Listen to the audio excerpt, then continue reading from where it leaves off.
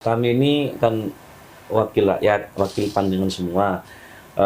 Kalau ada hal yang kurang pas dengan kami terbuka dengan kritikan. Dan kami orangnya, saya sendiri ya, insya Allah tidak berjarak. Kapanpun panjenengan ngajak diskusi atau masih masukan, insya Allah kami sangat welcome dengan panjenengan semua. Tentu kami bukan orang yang sempurna, ada yang kurang-kurang mohon kami ditegur.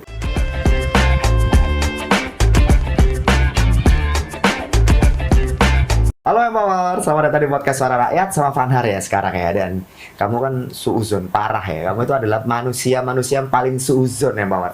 Apalagi kalau udah ngomongin wakil rakyat ya kan. Wah agak kerja, bayarannya gede. Nah tenang, santai. Fanhar datengin langsung anggota DPRD Jawa Timur dari Komisi C, ada Mas Nur Faizin. Halo Mas. Halo. Welcome back Mas ya. Alhamdulillah. Welcome back, dan sekarang harus menjawab suuzonnya arek-arek Mas. Siap. Anak-anak itu mesti loh Mas, pikirannya welek ya. Anggota dewan itu kerjanya apa sih Mas? Memang apa toh Mas? Kalau kita ngomong anggota dewan ya. Ya, anggota dewan ini kan sebetulnya anggota parlemen ya. Aha. Parlemen itu kan berasal dari kata parler ya, Oke. bahasa Prancis, bersuara, vokalis lah kalau. Vokalis. Ya, Ya. Jadi emang anggota dewan itu emang tugasnya itu bersuara dalam rangka mengontrol kebijakan-kebijakan yang dilakukan oleh eksekutif. Pengawasan. Pengawasan. Oke. Jadi kita punya tugas controlling kan. Mhm. Nah, jadi kalau ada yang kurang pas kita koreksi. Terus juga ada fungsi juga tugas kita penganggaran. Jadi Penganggaran. bersama-sama dengan karena ini pemerintahan. Oh ya. Pemerintahan itu kan ada eksekutif, ada legislatif. Betul. Nah, roda pemerintahan ini kan harus berjalan antara dua arah. Nah, kita ini bersama dengan eksekutif membuat undang-undang, membuat menyeting anggaran untuk masyarakat di Jawa Timur. Oh berarti fungsi legislasi itu Ya. adalah bikin aturan. Ya, bikin aturan, perda, gitu loh Mas. Oke. Iya, aku sempat baca kan, yang part legislasi lah, aku bingung Nah. apa, ngapain gitu. Ternyata Nah. bikin perda gitu ya. Perda, ya. Kalau di daerah, Ya. kalau di RI bikinnya undang-undang. Ya, Berarti karena Mas Faizin ini ada di DPRD Jawa Jawa Timur Timur, ya kan, berarti bikin perda. perda. Alurnya itu gimana dong Mas? Jadi gini Mas, perda itu ada yang inisiatifnya dari eksekutif, ada yang inisiatifnya dari legislatif. Nah, tapi yang jelas perda ini harus dibahas bersama-sama antara eksekutif dan legislatif. Jadi perda itu hasil produk kedua belah pihak, tidak boleh satu pihak. Nggak boleh cuma satu aja dorong gitu, nggak boleh ya. Perda itu harus Oke.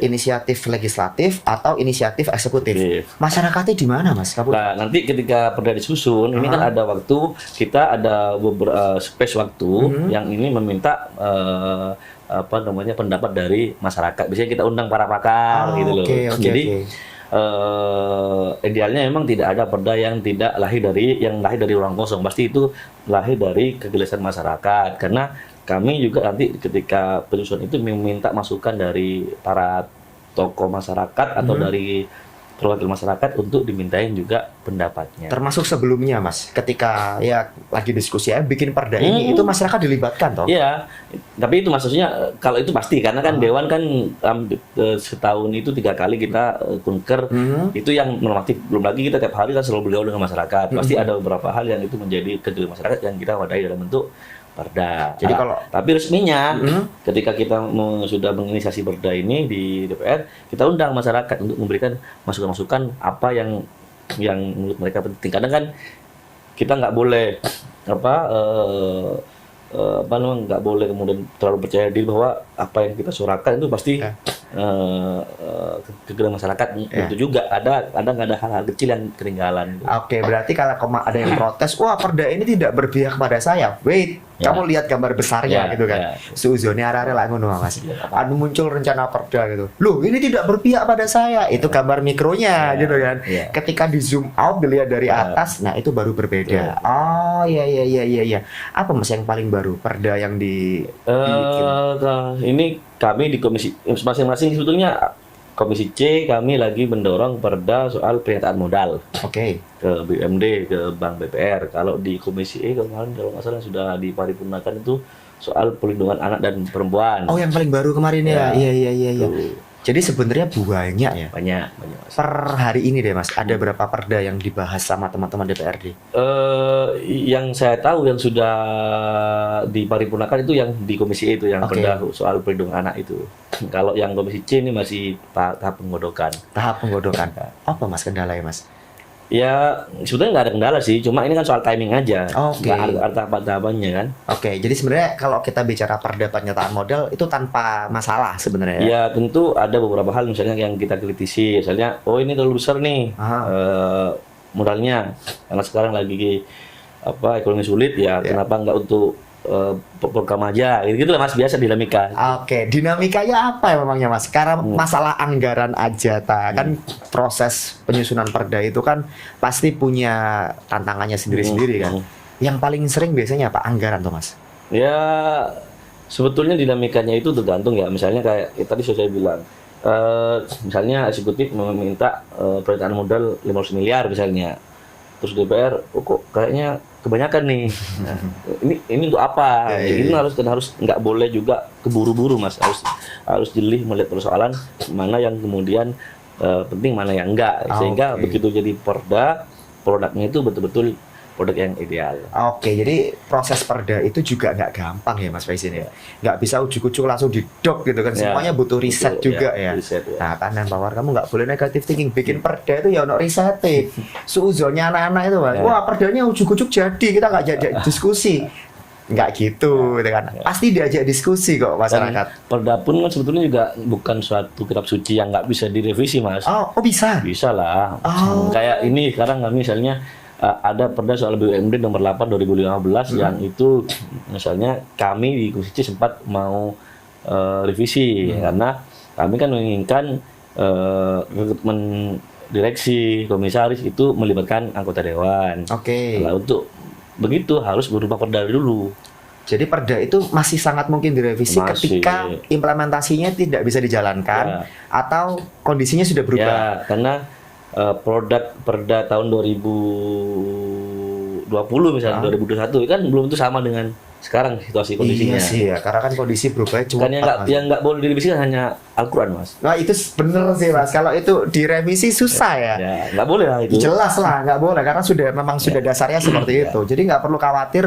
Kadang kan orang kan bilang, oh perda ini loh cuma dibuat tapi implementasinya nol. Banyak loh Mas. Ya, banyak. Perda-perda yang ya biasanya kaitannya sama regulasi-regulasi yang bisa jadi muncul gesekan di masyarakat. Terus akhirnya kayak gimana kalau kayak gitu Mas? Ya itu tadi Mas, ruang-ruang pasti itu ada namanya ketidaksempurnaan itu kan pastilah ya. Misalnya undang-undang yang 2021 kita ketok, udah itu menurut kami sudah ideal, tapi ternyata di 2025 ternyata dengan berjalannya waktu ada beberapa perubahan yang harus kita lakukan. Ya nggak masalah gitu. Termasuk ketika perda itu baru Mas ya, nggak tahu sih, ini aku suzon Mas ya. Ada satu perda gitu kan, let's say aku nggak mau nyontohin nanti dikira framing gitu kan. Katakanlah perda ini mengatur norma mengatur norma sosial ya kan, yang paling sering kan itu yang susah ya. Sudah diketok di tahun itu, tapi ternyata ketika mau ditegakkan muncul gesekan di masyarakat, itu bisa langsung direvisi Mas Faizi? Ya nggak langsung bisa begitu, tapi kan ada mekanismenya gitu. Misalnya nanti misalnya dari perwakilan masyarakat minta hearing kepada kami, masih masukan, tentu kami sangat terbuka untuk untuk berdiskusi dengan sekian halnya lah. Kalau emang itu dianggap, karena gini lah, nggak boleh juga dong masyarakat sepihak bilang bahwa ini nggak pas gitu. Iya juga, salah lagi gitu kan. Karena bisa jadi satu kelompok aja yang bilang nggak, sering buaya kayak gitu ceritanya Mas. Satu kelompok masyarakat bilang wah nggak pas, ya kamu, yang lainnya malah pro kok kayak gitu. Wah angel loh Mas, berarti Mas fungsi legislasi ini di kepala Vaner kayak gak gampang loh. Ya nggak gampang sih Mas. Iya. Tapi kan yang penting kita harus paham ini tugas kita yang utama di DPR ya sebetulnya legislasi itu. Masalahnya kan aturan itu kan kadang tidak bisa memuaskan semua orang ya. Ya pasti, karena kita kan bukan pemuas. Itu dia loh masalahnya. Belum lagi kalau ada aturan pusat Mas. Aturan dari pusat harus diterjemahkan dengan perda, ternyata nggak cocok. Piye kalau kayak gitu Mas? Ya contohnya misalnya gini yang terbaru, misalnya Impres soal nomor 1 2025 ya, soal efisiensi misalnya. Sekarang ini seluruh anggaran harus dihemat karena situasi di ekonomi lagi kurang baik aja. Itu kan perintah pusat. Lah, tapi kita di daerah ya mau nggak mau harus mengikuti itu. Hanya kita untuk kita kemudian ketika pusat memerintahkan itu kita harus mengadaptasi gitu loh. Mau tidak mau. Yang kita buktikan dengan efisiensi anggaran, misalnya perjalanan dinas kita kurangi gitu loh. Terus anggaran untuk yang kurang, anggaran untuk seremonial dikurangi. Ya, kita namanya daerah harus mengikuti. Nggak bisa kayak protes gitu ke Kemendagri, bentar ini nggak sesuai sama bisa sih Mas, bisa. Ada ruang itu ada gitu loh. Oh, balik lagi karena Perda bukan hal yang kaku berarti ya? Bukan hal yang saklek gitu. Jadi bisa dikomunikasikan lah ketika nggak pas sama Kemendagri diajak ngobrol bisa gitu Mas. Masalahnya Mas Faizin, bahasa Perda ini kadang orang awam baca bingung loh Mas. Iya, kalimatnya itu terlalu buat aku sih, buat Pandar itu kayak angel banget sih dibaca. Jadi kita mau paham itu nggak bisa langsung baca. Nah itu gimana? Ada solusi nggak sih sebetulnya? Ya kan Mas? sebetulnya kalau teman-teman baca produk undang-undang Perda itu kan ada konsiderannya kan, menimbang dan seterusnya. Nah, saya kira itu nggak terlalu, yang paling penting isinya apa sih, misalnya soal Perda rokok misalnya, atau Perda soal tadi saya bilang perlindungan anak, pointer-pointernya aja, yang jangan nggak usah baca semuanya, pusing nanti. Itu dia, aku pernah coba baca Perda, ngeluh aku Mas. Jadi sebenarnya cuman kita baca part isinya aja ya. Kalau yang konsiderannya tadi ya penting juga sih untuk melihat kenapa Perda ini muncul. Iya, itu asbab urutnya lah. Asbab nusulnya jelas. Kenapa sih kok tiba-tiba muncul Perda ini? Apa sebabnya? Penyebabnya apa? Konteksnya seperti apa? Sehingga begitu kita membaca itu kita memahami secara utuh. Tapi kalau misalkan bingung lah udah baca aja aturannya. Soal sebabnya nanti bisa kita cari tahu gitu ya. Banyak yang pertanyaanku karena ternyata baru bahas legislasi aja itu kayak ternyata kayak gini ya. Salah lu kamu Suzon Emor, salah kamu Emor. Jangan kemana-mana, tetap ada di podcast Suara Rakyat episode kali ini.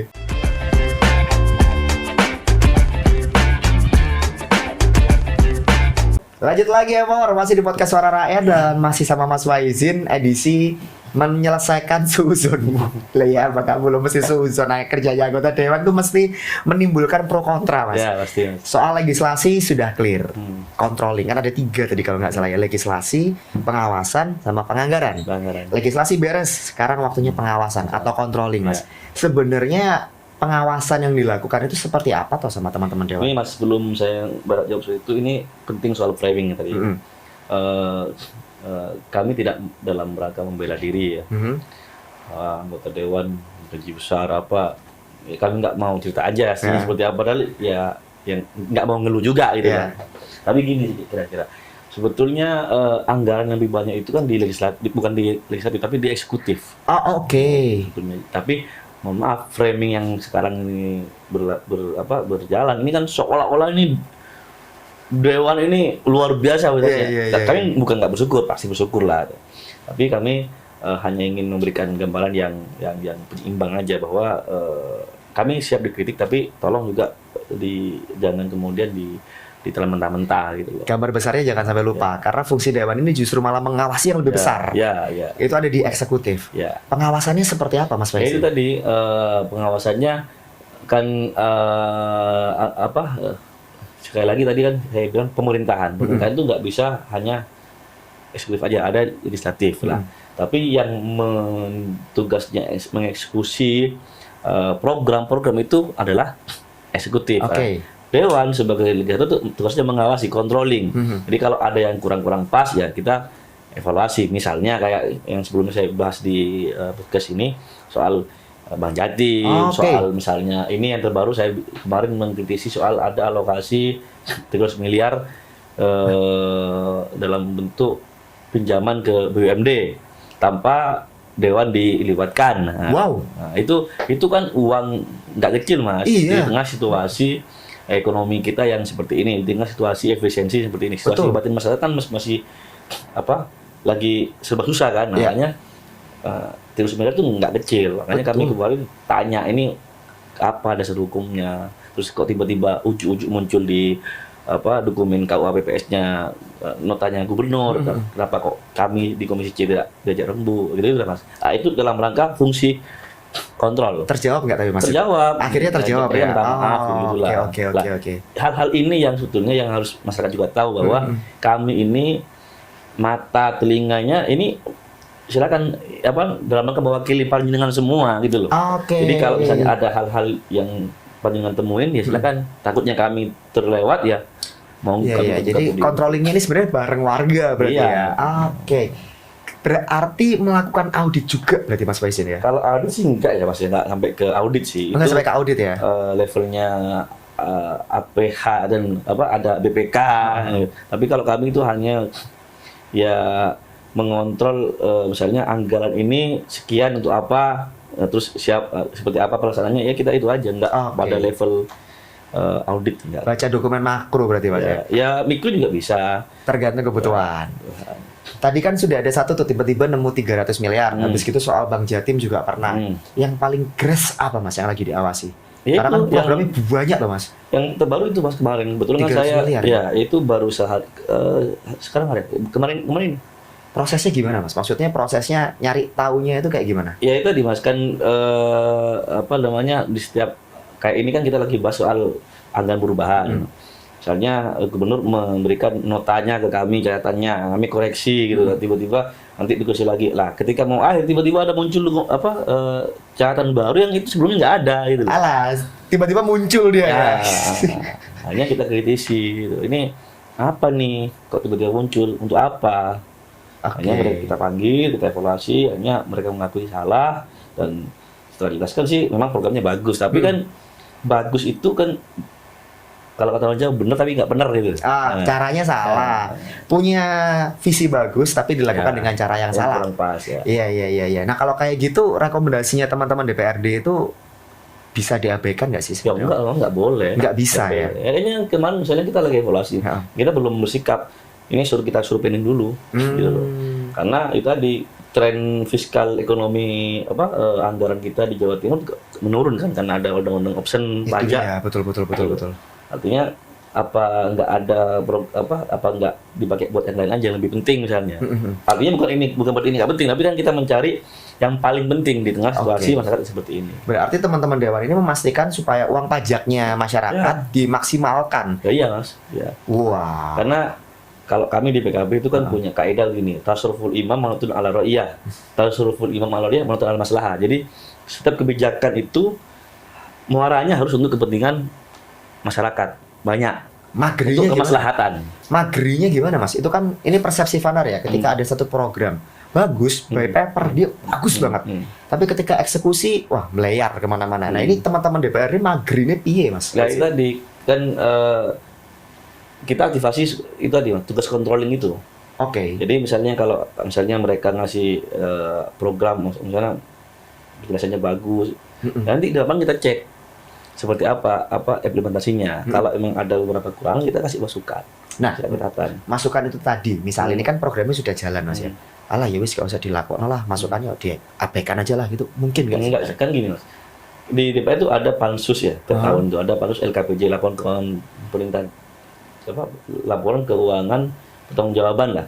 Jadi setiap setahun sekali itu kan eksekutif memberikan laporannya kita. Kita nanti evaluasi, ini kurang pas nih.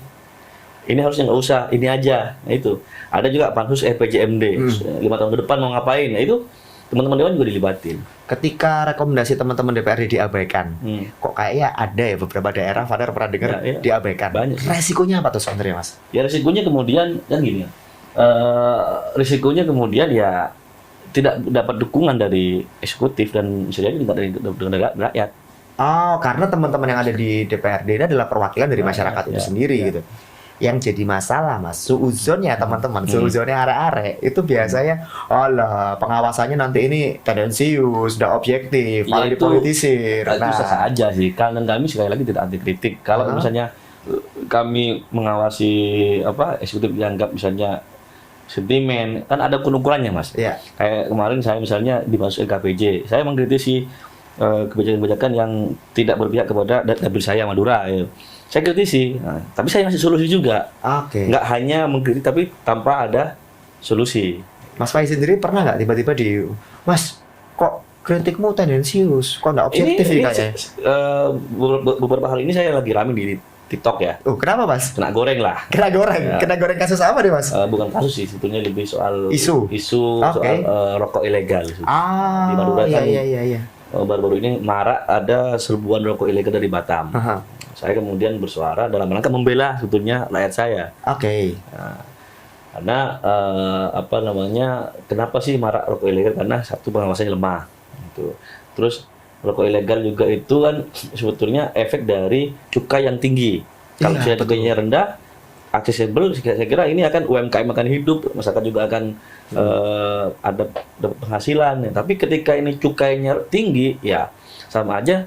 Mohon maaf, pemerintah juga dengan sendirinya membiarkan praktik ilegal ini menjamur. Gitu. Oh, Cuma POV-nya kemudian saya seolah-olah anti petani macam-macam lah. astaga. Risiko lah itu. Jadi di sisi lain Mas Faizin ini sebenarnya mengawal sesuatu yang bagus. Ya, Tapi menurut tiba-tiba saya sih. dipelintir, Ya. akhirnya kesannya jadi kayak tidak objektif. Ya, Wabut Mas ya. Itu kayak rentan banget diserang, nggak lapo-lapo sok keserang loh Mas. ya risiko mas, risiko jabatan lah. Memilih menjawab atau enggak ketika muncul tuduhan-tuduhan Gini, seperti Mas. itu. Ya saya hanya memberikan berita yang asli, yang utuh dan rilis yang utuh, sehingga Aha. ya bagi yang yang bijak sih paham, tapi kan mohon maaf kadang ada juga yang nyinyir dan Iya, iya. kadang juga sentimen lah kita, ya bisa saja lah, ini Ya. juga demokratis. Pro kontra pasti ada Mas ya, hitam putih atau pasti ada ya.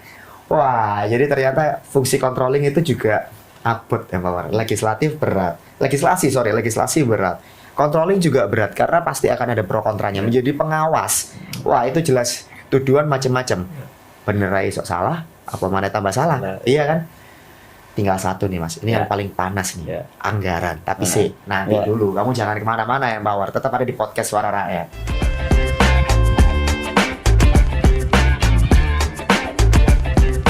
Lanjut lagi ya Mbak War, sudah bahas legislasi, sudah bahas soal pengawasan sama Mas Faizin. Waktunya kita bahas yang paling sering Mbok Suuzon nih ya Mbak War, anggaran. Iya toh Mas, kalau kita bicara soal anggaran itu, wah namanya orang macam-macam ya kan. Kalau anggaran ini kalau di DPRD Jatim pasti yang paling dekat setelah KUA PPAS itu adalah APBD buat tahun depan. Itu prosesnya sudah mulai atau nanti dulu sih Mas sebenarnya? Sudah. Kalau ini sekarang kita lagi di bulan Agustus ini lagi sangat padat.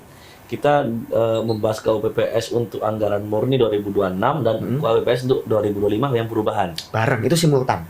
Ya hampir berbarengan lah. Oke. Nah ini besok tanggal 27 ini sudah, kalau jadwalnya sesuai ya, ini sudah ketok anggaran untuk perubahan. Perubahan. Di 2025. Habis itu langsung move ke pembahasan APBD 2026. yang murni. Itu pembahasannya titik awalnya, start awalnya itu apa tuh Mas? Ya nanti kan ini Mas. Jadi anggaran itu nanti dari eksekutif dan bareng-bareng dengan legislatif. Di komisi, di Banggar itu kan. Jadi dibahas di Banggar dulu, oke, nanti kemudian dilempar ke komisi masing-masing dengan mitranya masing-masing. Komisi A dengan mitranya, OPD mitranya, B dengan mitra-mitranya, C dengan mitra-mitranya, jadi seterusnya. Oke. Nanti ada masukan dibahas lagi di Banggar sama eksekutif, oke, nanti diparipurnakan. Oh jadi prosesnya sebenarnya panjang ya? Lumayan panjang Berlapis sih. karena Berlapis, ya. urusannya duit rakyat kan? Ya. Urusannya duit rakyat gak iso kalau dibuat main-main itu. Ya. Komisi C, mitranya Ya. apa aja memang Mas? Mitranya Bapenda, Oke. BPKAD, terus DPBTSP, terus itu aja sih, 3 ini. Kalau Oke. OPD, selebihnya kan BUMD itu. Nah, masalah BUMD nih Mas. Kalau yang 3 ini kan bagian cari duit ya. Ya. BPKAD buat cari duit, Bapenda juga urusannya sama pajak, Pajak, ya. BTSP juga soal pemasukan juga kan. Hmm. Kalau yang 3 ini saya rasa untuk APBD mereka jarang kalah orang mereka yang cari gitu kan. BUMD nih Mas. Kan kadang minta tambahan modal kayak Mas Faizin cerita. Ngaturnya gimana Mas? Maksudnya, oh ini nggak penting loh ini. Kenapa kamu minta tambahan modal dulu itu? Ya itu tadi Mas. Mainnya gimana Mas? Ya sekali lagi kan kayak Bapenda, BPKD, BTSP ini kan mencari uang kan. BUMD ini kan memang per saat ini seperti yang sudah saya bahas di sebelumnya, kan hanya Bank Jatim yang Sehat, ya? signifikan. Iya. Selebihnya kan, mohon maaf ya, wujud kadamihi kan, adanya seperti tidak ada gitu. Tapi ke depan tren dengan berlakunya Undang-Undang HKP di 2022 ini kan tren fiskal daerah menurun, ya kan? Makanya kita mau nggak mau harus memaksimalkan fungsi dari BUMD sebagai salah satu sumber PAD. Dengan cara apa? Ya dengan cara membuat manajerial, membangun iklim manajerial yang bagus di supaya malah nggak tambah jadi beban. Ya, hanya bikin mereka ini diatur secara profesional, nggak hanya mohon maaf seperti yang saya bilang kemarin-kemarin itu hanya jadi tempat nongkrongnya para tim sukses yang jadi beban gitu. Iya kan, malah nambah-nambah masalah gitu kan. Itu kalau dari Mas Faizin sebagai Komisi C, tapi sebagai anggota DPRD Mas. Kalau kita bicara Jawa Timur, Madura aja dapilnya Mas Faizin kan. PR pembangunannya banyak. Banyak sekali. Milih yang prioritas yang mana itu loh Mas. Nah, itu gimana Mas? Karena kan ini kalau di persepsi Vanar ya, yang ini penting, kayak bangun jalan penting. Tapi bangun akses antar kepulauan juga penting. Lah ini milihnya gimana? Kalau saya sih seperti beberapa kali juga ngumpul di sini, saya fokus dulu ke kebutuhan dasar masyarakat, misalnya kesehatan, pendidikan, sama infrastruktur. Itu aja dulu sih. Kalau sementara itu aja masih belum terpenuhi, baik di Madura, makanya saya sering berteriak-teriak agar misalnya agak ada perlakuan yang sama dengan masyarakat Surabaya dengan masyarakat Madura, karena ini sama-sama Jawa Timur gitu.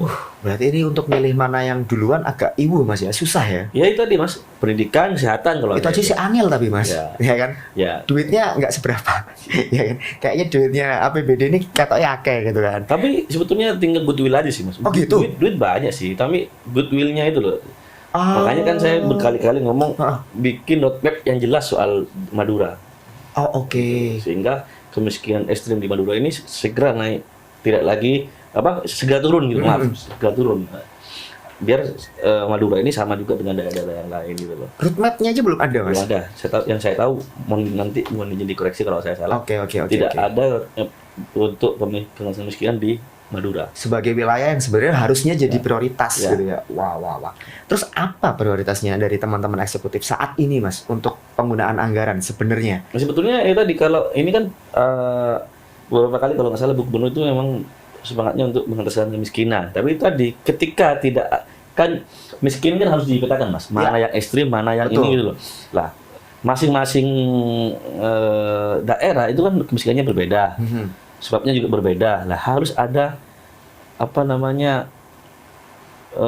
visi yang jelas dan misi yang jelas agar ini pelan-pelan bisa turun kemiskinannya. Tidak boleh disamaratakan gitu loh, karena perlakuan untuk Pacitan mungkin ini seperti ini benar, tapi belum tentu untuk Madura benar. Iya. Nah, ini kan harus berujung ke kearifan lokal. Jadi visi, karena Jawa Timur itu luas ya? Iya, luas sekali. Karena visinya bagus, tapi ini harus dimikrokan lagi gitu ya. Itu yang sebenarnya PR ke depannya. Oke. Bocor anggaran Mas. Ini ya kalau kita ngomong anggaran, pasti kan orang mikir jeleknya adalah wah bocor sih anggaran ini. Potensi itu terjadi kalau di APBD Jawa Timur per hari ini, Mas Faizin lihat pripun? Ya, potensi kebocoran sih dimanapun ada ya pasti ya. Makanya kami ini di DPR kan betul-betul fokus mengamati satu persatu setiap mata anggaran agar tidak ada kebocoran-kebocoran yang terjadi. Tapi misalnya ada hal yang kelewat, sekali lagi saya mohon masukannya kepada para pemirsa. Saya sudah ada medsos, ada nomor HP saya, silakan di kontak terbuka dalam rangka kita bersama-sama mengawasi jalannya pemerintahan ini agar kemudian anggaran-anggaran yang sudah diketok itu bisa bermanfaat selebar-lebarnya untuk masyarakat Jawa Timur. Karena memang kebocoran itu ya gimana ya, kalau kita anggap satu Indonesia Raya yang besar ini aja pasti celahnya banyak. Jawa Timur juga nggak kalah gede, Jawa Timur luas banget teman. Jadi nggak bisa lah kita bilang kayak nggak mungkin sih bocorin, nggak mungkin, pasti akan ada potensi itu. Dan kalau memang masyarakat temu karena anggota dewan ini juga terbatas skupnya, boleh lapor langsung? Boleh. Selama ini pernah nggak terima laporannya? Sering Mas, beberapa kali misalnya teman-teman kayak Sulman Jatim itu kan karena iya juga ya, benar-benar bersuara speak up, akhirnya orang-orang internalnya juga banyak yang juga ngerasa hal yang sama, hanya DM pakai nama anonim lah. Gitu. Dan ada bahkan yang sempat ketemu sama saya ada. Nah, ketika dapat laporan soal kebocoran anggaran, spesifik di kebocoran anggaran Mas, berarti kan anggaran ini tidak digunakan sebagaimana mestinya. Dalam tanda petik, boleh dong kalau Vanar bilang itu korupsi. Apa yang dilakukan teman-teman DPR? Kalau soal korupsi Mas ya, itu kan bukan karena kita yang ngomong, tapi itu kan APH yang punya fatwa. Oke. Tapi saya itu di salah satu kosong saya menyempatkan diskusi dengan NGO yang itu ahli anggaran untuk membaca mempelajari satu matu anggaran yang diamankan oleh Pemprov itu. Mana celahnya, oh ini kemungkinan ada potensi salah disalahgunakan. Nah, sehingga kita punya insight yang utuh gitu loh, Mas. Oh, berarti teman-teman DPRD ini preventifnya, Mas ya? Apanya sih? Menjaga-jaga dulu ketika anggaran ini dimasukkan, wah ini di sini loh celahnya. Nah, Oh, kami ini kan lagi iya. kemampuannya terbatas, makanya Betul, saya itu betul. sekarang sering diskusi sama teman-teman NGO yang yang concern di wilayah politik anggaran, minta masukan, diskusi mana sih yang harus kita kritisi gitu. Di KUA PPS ya sekarang Mas Faizin. Sekarang Masih ada celah itu besar banget gak sih Mas? Kalau Ya. celah ya pasti ada kan ya, tapi gede banget gak sih sebenarnya? ya ini kan panjang Mas diskusinya kan. Oke. Tentu kita terus kritisi, jangan sampai kemudian ada hal-hal yang kelewat yang kemudian menjadi potensi kebocoran anggaran gitu. So far aman tapi ya, potensinya semakin. Semoga Iya sih, karena kalau masalah anggaran ini rada angel Mas ya. Kita udah pageri, teman-teman DPRD sudah preventif, sudah kasih masukan, Ya. oknum masih di mana-mana. Kadang ada kata-kata gini kan, maling itu lebih jago dari polisinya. Lah yo itu loh ya kan. Sudah dipageri banyak orang. Tapi kalau kita tambah diam ya tambah gak karu-karuan Mas. Saya tuh kemarin dengar dari mana ya? Saya dengar ungkapan kayak gini loh. Justru malah kalau banyak yang keungkap, kalau malah banyak yang mageri, itu malah akan kelihatan. Itu malah lebih bagus daripada anteng. Kan air tenang menghanyutkan, katanya kan gitu kan. Ya. Mas Faizin, terakhir nih Mas Faizin. Kita udah bicara banyak soal fungsi-fungsi dari anggota DPRD Jawa Timur gitu kan. Ada 3 tadi Mas Faizin bilang. Pesan Mas Faizin buat Empower biar gak terus-terusan seuzon Mas. Karena ya kadang aku juga ketika Mas Faizin cerita gini mikir apot loh sebenarnya. Tapi ya itu tadi kadang orang kan melihat cuman dari satu sisi yang mikro aja gitu kan. Ketika Mas Faizin cerita makronya aku kaget. Angel ini. Pesan Mas Faizin buat Empower apa nih? Ya. Kami ini kan wakil rakyat, wakil pandangan semua. Kalau ada hal yang kurang pas dengan kami terbuka dengan kritikan, dan kami orangnya, saya sendiri ya, insya Allah tidak berjarak. Kapanpun panjenengan ngajak diskusi atau masih masukan, insya Allah kami sangat welcome dengan panjenengan semua. Tentu kami bukan orang yang sempurna, ada yang kurang-kurang mohon kami ditegur. Oke, terima kasih loh Mas Faizin. Clear ya. Jangan seuzon lagi ya Mama. Karena sebenarnya siap kok, malah bersinergi sama kamu malah itu yang diinginkan sama Mas Faizin dan teman-teman di DPRD Jawa Timur. Makanya kamu share video ini seluas-luasnya biar banyak juga yang bantuin Mas Faizin. Bukan berarti karena Mas Faizin tidak kerja, enggak. Salah mana yang kok dipelintir mana enggak. Tapi butuh bantuan kamu juga karena kan skopnya terbatas. 1 orang Mas Faizin dan 1 orang Mas Faizin ditambah 1.000 kamu lah kan lebih banyak kan ditambah 1.000 kamu. Terima kasih Mas Faizin akhirnya menjelaskan seuzon-seuzon yang banyak keliaran di mana-mana. Jangan lupa juga. Nah, kalau memang seuzon itu harus diterangkan Mas, harus ada penjelasan. Tak timbang salah kabeh ya Mas. Jangan lupa kamu like sama subscribe juga ya Power.